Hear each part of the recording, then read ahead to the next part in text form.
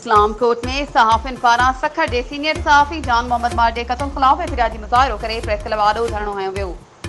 Town chairman Kamlesh Kumar, वापारी सदर Kuldeep, senior सहाफ़िन Ghazi वजीर, अशोक शर्मा, मुबारक वजीर, सुधीर राठौड़, फ़कीर बशीर अहमद, कृष्ण सिंह, सुजावल वजीर ऐं ॿियनि जी अॻवानी में एहतिजाज दौरान सियासी, समाजी, वापारी तंज़ीमुनि ऐं सिविल सोसाइटी जे अॻवाननि शिरकत करे यकजहती जो इज़हार कयो।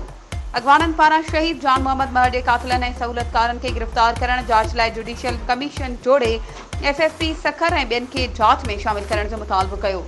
इन हवाले सां सहाफ़ी अॻवाननि जो चवणु हो त जान मोहम्मद महर जो क़त्ल सच ऐं हक़ जो आवाज़ दॿाइण लाइ खुलियल दहशतगर्दी आहे।